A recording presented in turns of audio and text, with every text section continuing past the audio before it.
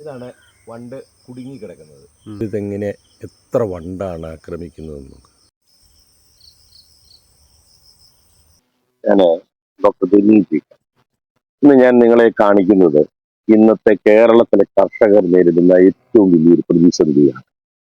അത് കൂമ്പുചീയൽ രോഗം, തെങ്ങ് കർഷകരെ സംബന്ധിച്ചിടത്തോളം കൂമ്പുചീയൽ രോഗം, അതുപോലെ തന്നെ കൊമ്പൻ ചെല്ലിയുടെ ആക്രമണം. ഇത് രണ്ടിനും നമ്മുടെ തെങ്ങ് ഗവേഷണ കേന്ദ്രത്തിൽ നിന്ന് കിട്ടിയ ഡയറക്ഷൻ ഇതാണ് കൊമ്പൻ ചെല്ലി ആക്രമിച്ചിരിക്കുന്ന ഒരു തെങ്ങ്.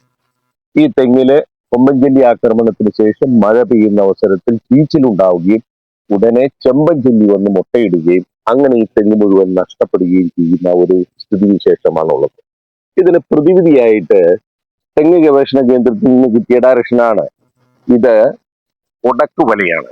വളരെ ചീപ്പായിട്ട് 1 മീറ്ററിന് 3 രൂപ മാത്രം വരുന്ന ഒരു വലയാണിത്.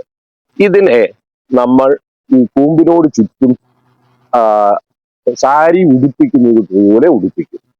അപ്പോൾ ചെമ്പൻ ചെല്ലിക്ക് ആദ്യമേ വരുന്ന കൊമ്പൻ ചെല്ലി ഇതിന്റെ ഉള്ളിൽ ആക്രമണത്തിൽ വരികയും അതിൽ ഉടക്കി ചത്തുപോവുകയും, അങ്ങനെ ചത്തുപോകുന്ന ഈ വല വീണ്ടും എടുക്കാൻ നോക്കരുത്. അതിനെ മുറിച്ച് ഈ കവിളുകളിൽ നിക്ഷേപിക്കുക.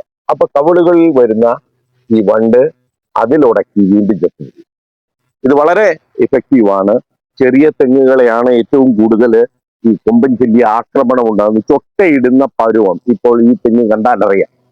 ആ ചൊട്ടയിടുന്ന പരുവം എത്തുമ്പോഴേക്കുമാണ് കൊമ്പൻ ചെല്ലിയുടെ ആക്രമണം കൂടുതലായിട്ട് കാണുന്നത്. അതിന് ഒരു നല്ല പ്രതിവിധിയാണ് ഈ ഉടക്കുവല പ്രയോഗം. ഇതാണ് വണ്ട് കുടുങ്ങിക്കിടക്കുന്നത്. എല്ലാം ചത്തുപോകും. ഒരു തെങ്ങിനെ എത്ര വണ്ടാണ് ആക്രമിക്കുന്നതെന്ന് നോക്കാം.